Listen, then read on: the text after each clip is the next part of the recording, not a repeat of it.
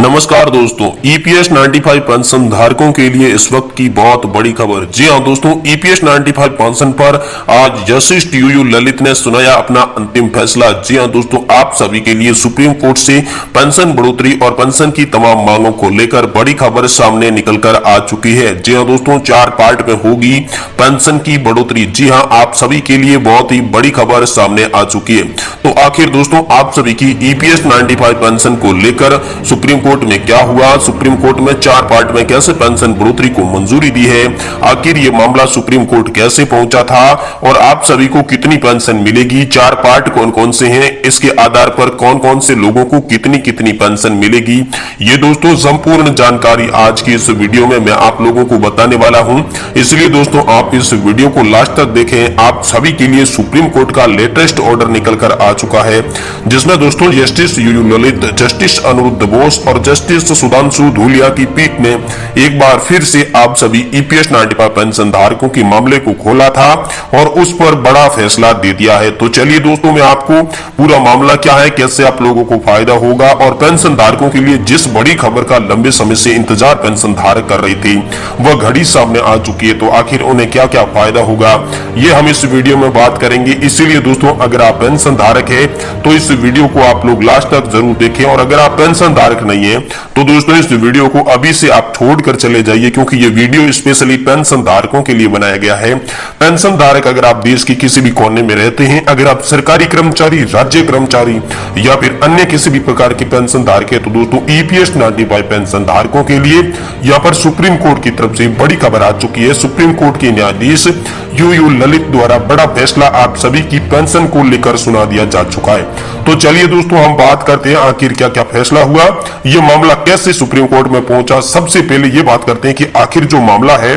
वो supreme court में कैसे पहुंचा, जिसके बाद सुनवाई की गई और बड़ा फैसला आप सभी के लिए जारी किया गया। तो दोस्तों, सबसे पहले हुआ यूं था कि 2006 से पहले का एक रिटायर्ड कर्मचारी था, जिन्होंने सबसे पहले यहाँ पर सुप्रीम कोर्ट के अंदर एक याचिका लगाई थी, क्योंकि यहाँ पर पहले ईपीएस 95 पेंशन योजना के दायरे में कहा दिया गया कि 2006 से पहले रिटायर्ड कर्मचारियों को पेंशन का अलग लाभ मिलेगा और 2006 के बाद जो भी कर्मचारी रिटायर्ड हुए हैं उन्हें अलग अलग पेंशन का लाभ दिया जाएगा। तो इसको लेकर 2006 से पहले का एक रिटायर्ड कर्मचारी था, उन्होंने कोर्ट के अंदर एक दाखिल याचिका लगा दी, जिसमें उन्होंने कहा कि सरकार और ईपीएफओ की ये भेदभावपूर्ण की नीति है और इस भेदभावपूर्ण की नीति को खत्म करना चाहिए। भेदभाव नहीं होना चाहिए, क्योंकि 2006 से पहले का पेंशन धारक भी उतना ही हकदार है जितना कि 2006 के बाद का रिटायर्ड हुआ पेंशन धारक पेंशन का हकदार है। तो दोनों को समान रूप से समान पेंशन देनी चाहिए। इसके बारे में जब कोर्ट के अंदर सुनवाई की गई तो दोस्तों आप सभी की समान पेंशन को लेकर बड़ा आदेश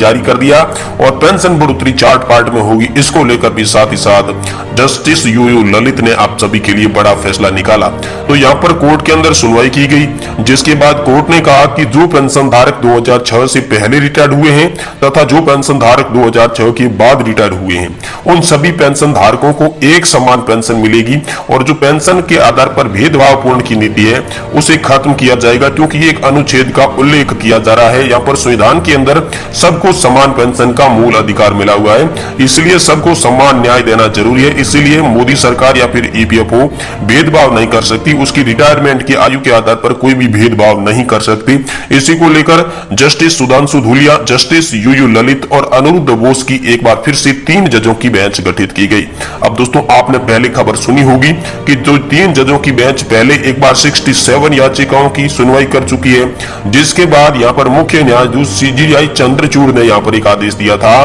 कि पहले जो पेंशन धारकों की सुनवाई थी वो 3 जजों की बेंच के द्वारा की गई थी, तो एक बार फिर से 3 जजों की बेंच की ही द्वारा सुनवाई की जाएगी। तो संसद का जब मानसून सत्र चल रहा था तो इसी दौरान यहाँ पर सुप्रीम कोर्ट से बड़ी खबर आई की थी कि 3 जजों की बेंच फिर से गठित होगी। तो 3 जजों की बेंच फिर से गठित क्यों हो रही थी, इसको लेकर भी बड़ी खबर आ रही थी। तो उसमें कहा गया था कि एक बार फिर से ईपीएस 95 पेंशन के मामले को लेकर 40 याचिका यहाँ पर दर्ज हो चुकी थी और 40 याचिकाओं पर एक साथ सुनवाई करना संभव नहीं था, इसलिए यहाँ पर 3 जजों की बेंच को फिर से बुलाया गया। 3 जजों की पीठ का फिर से गठन गठन किया गया, क्योंकि पहली बार जब 2022 के अंदर 4 नवंबर 2022 के अंदर सुप्रीम कोर्ट ने निर्णय दिया था जिसमें 15,000 रुपए की लिमिट सीमा को खत्म किया था, तब भी जो ये फैसला था वो 3 जजों की बेंच ने सुनाया था। तो पेंशन से जुड़े मामले का निपटारण करने के लिए फिर से यहाँ पर मुख्य न्यायाधीश ने आदेश दिया था कि 3 जजों की बेंच का गठन किया जाना चाहिए और उसके बाद यहाँ पर पेंशन धारकों के मामले को खोल देना चाहिए।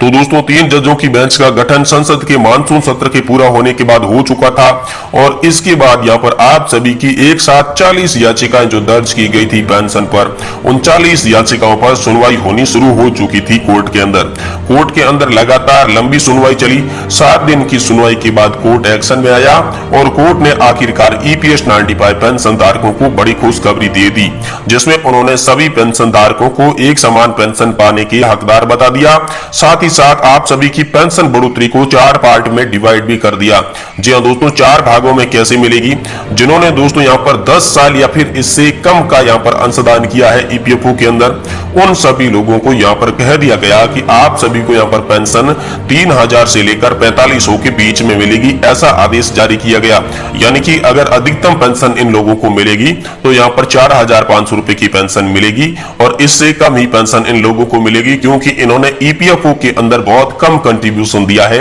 इसलिए इन लोगों को पेंशन यहाँ पर कम मिलेगी। वहीं दूसरे पार्ट की दोस्तों आप सभी के लिए बात करें तो दूसरा पार्ट वह था जिन्होंने 10 साल से लगाकर 20 साल की सर्विस की है। यानी 10 से 20 साल की सर्विस करने वाले लोगों को यहाँ पर अधिक से अधिक 5,000 रुपए की पेंशन मिलेगी, ऐसा आदेश में कहा दिया गया। यानी कि जो आपने 20 साल तक सर्विस की है, 20 साल तक अगर आपने कंट्रीब्यूशन दिया है तो आपको अधिकतम जो पेंशन है वो 5,000 रुपए की पेंशन मिलेगी, ऐसा सुप्रीम कोर्ट की तरफ से बड़ा आदेश भी आप सभी के लिए सामने आया है। वहीं दोस्तों तीसरे पार्ट की बात करें कि तीसरे पार्ट में कितनी पेंशन बढ़ोतरी की गई है और कौन कौन से लोग इसके दायरे में आएंगे, तो दोस्तों जिन लोगों ने यहाँ पर 20 साल से लगाकर 30 साल तक का कंट्रीब्यूशन किया है, यानी आप सर्विस देते हुए आपका जो सेवा काल है वो 30 साल तक का है या फिर 20 साल से अधिक है, तो दोस्तों आप सभी को यहाँ पर जो पेंशन है वो 5,000 से लगाकर 7,000 के बीच में मिलेगी। अधिकतम पेंशन की यहाँ पर पेंशन धारकों की मांग थी कि 7,500 की जाए,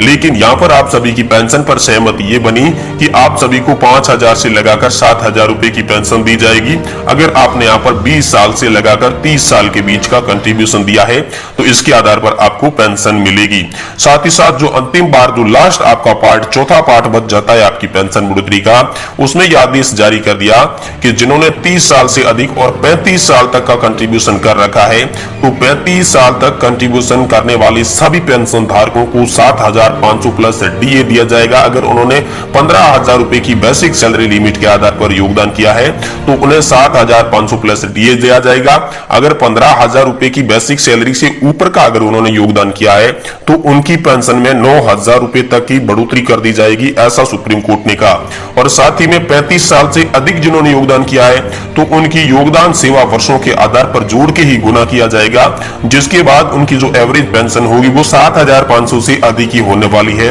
ऐसा सुप्रीम कोर्ट ने बताया। और आप सभी ईपीएस 95 पेंशन धारकों के लिए सुप्रीम कोर्ट ने ये बहुत ही बड़ी खुशखबरी जारी कर दी, जिसमें आप सभी की पेंशन 4 पार्ट में डिवाइड कर दी गई। जस्टिस यूयू ललित, जस्टिस अनिरुद्ध बोस और जस्टिस सुधांशु धूलिया की पीठ ने एक बार फिर से 40 याचिकाओं पर ईपीएस 95 पेंशन के मामले पर सुनवाई की। सुनवाई का अंतिम फैसला यह निकल कर आया कि पेंशन धारकों की जो पेंशन की मांगे हैं वो जायज है, इसे केंद्र और सरकार और ईपीएफओ जल्द से जल्द मंजूर करे या फिर आवश्यक प्रमाण लेके फिर कोर्ट को ये बताएं कि आखिर पेंशन धारकों की पेंशन बढ़ोतरी क्यों नहीं हो पा रही है। तो दोस्तों एक बार फिर से आप सभी के लिए बड़ी खबर निकल कर आ सकती है, लेकिन ये आदेश कब से लागू किया जाएगा इसके बारे में अभी तक ऑफिशियल नोटिफिकेशन जारी नहीं किया गया है, लेकिन कोर्ट ने आदेश दे दिया है। अब सुप्रीम कोर्ट इसके खिलाफ वापस दायर करता है याचिका या फिर इस आदेश को मानता है, ये तो दोस्तों आने वाला वक्त ही बताएगा। लेकिन इससे पहले आप हमें ये कमेंट करके जरूर बताएं कि आप कौन से राज्य से ये वीडियो देख रहे हैं, किस शहर से ये वीडियो देख रहे हैं, आपकी रिटायरमेंट की साल कितनी हो चुकी है, आपने ईपीएफओ में कितने साल तक का अंशदान दिया है, कंट्रीब्यूशन किया है और हाल फिलहाल में आप सभी को कितनी पेंशन मिल रही है, ये आप हमें कमेंट करके जरूर बताएं।